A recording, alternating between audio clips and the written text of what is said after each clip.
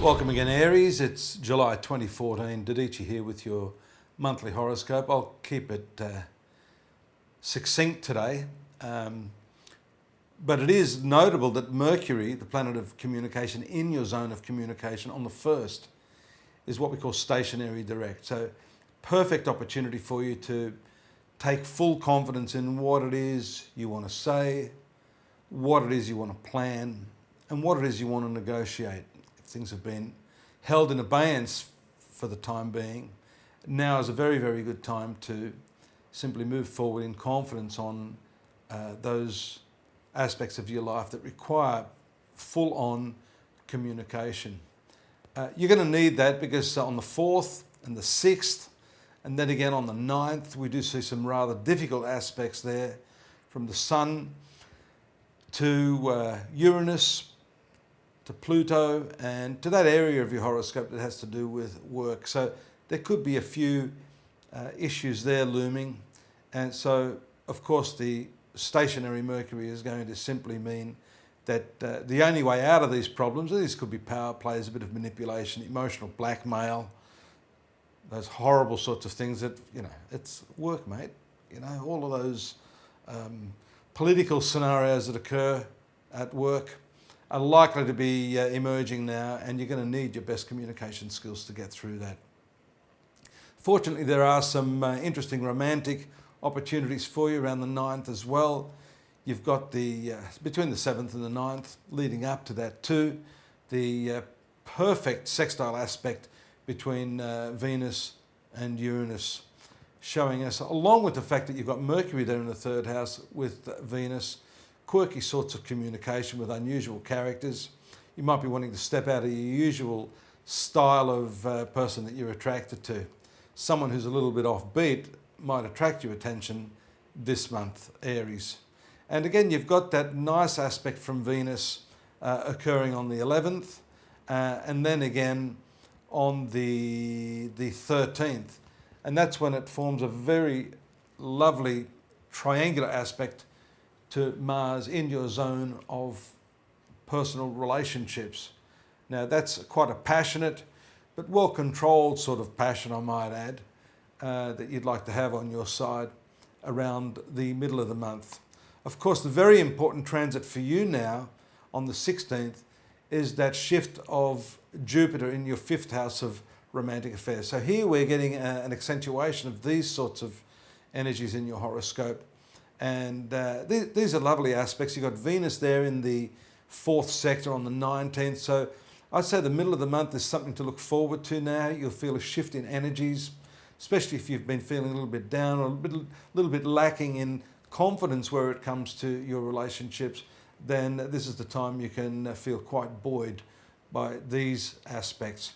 An interesting but positive aspect on the 19th is the Mercury to Neptune aspect.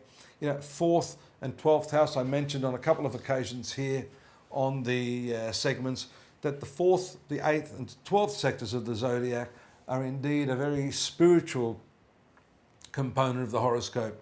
12th house, yes, most Western astrologers are aware of that, but because the 4th and the 8th house are the triangular houses to that sector, then having Mercury there, Neptune in the 12th, then that shows us that a lot of your communications may be centered around spirituality, compassionate types of works, and maybe even a more introverted sort of attitude around that period, around the 3rd week of the month. Another stationary direct planet is Saturn. That occurs on the 21st. This is in your 8th house.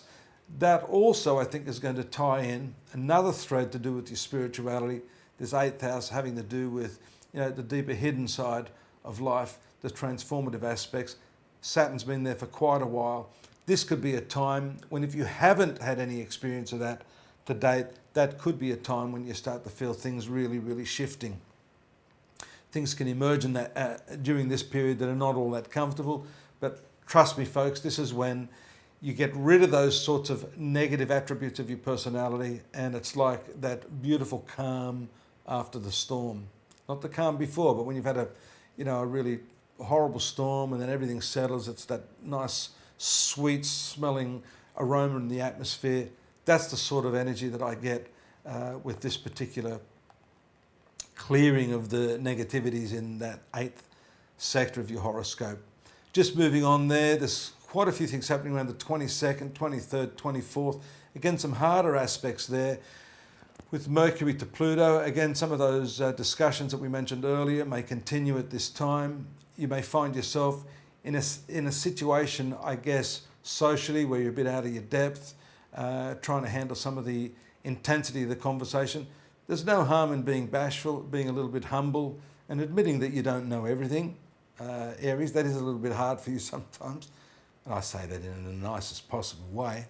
Sun to the 5th house on the 23rd.